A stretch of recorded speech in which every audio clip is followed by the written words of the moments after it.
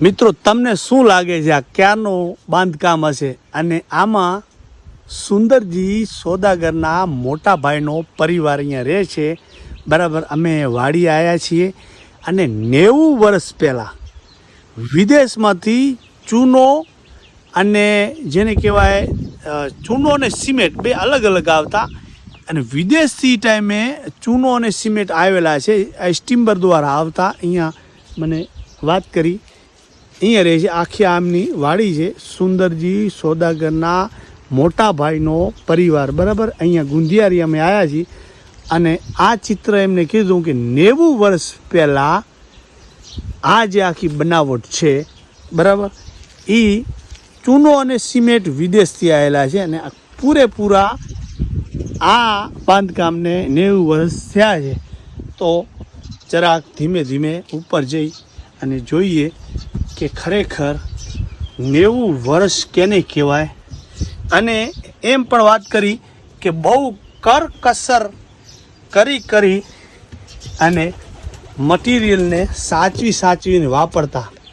તો આવી રીતે ખરેખર કેવું મસ્ત લાગે છે. હવે શાયદ કેટલા વર્ષ ઊભું રહેશે કાંઈ ખબર નથી, પણ હજી થોડુંક સાચવવામાં આવે તો હજી ઘણો સમય ઊભું રહી શકે. અને એ ટાઈમે કેટલા સુખી અને સમૃદ્ધ માણસ હશે.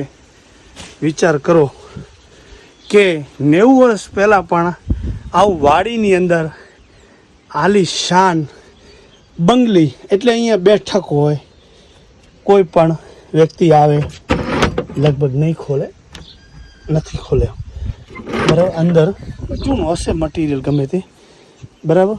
તો આવી રીતે આખી વાડી છે, ત્યાં દાદા રહે છે, બરાબર, જે સુંદરજી સોદાગરના મોટા ભાઈનો પરિવાર છે. આ વાડી છે. અને એમ જાણવા મળ્યું કે સુંદરજી સોદાગરની શાસન કે એમના જીવન દ્વારા અસંખ્ય અરબો ખરબોની મિલકત હતી.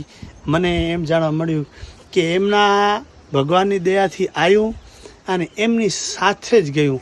પછી જેમ લક્ષ્મીએ વિદાય લઈ લીધી હોય એવું એ મને જણાયું. ખરેખર સુંદરજી સોદાગરને કોણ નથી ઓળખતા. અહીંયા પણ જે એમનું પરિવાર સુખીથી રહે છે, અને હજી કંઈ શું છે એ જ આપણે જાણવાની કોશિશ કરીશું, બરાબર. અને અગાઉ વિડીયોમાં આપણે તમને બતાવ્યું કે એમની ઘોડા અને વગેરે વગેરે.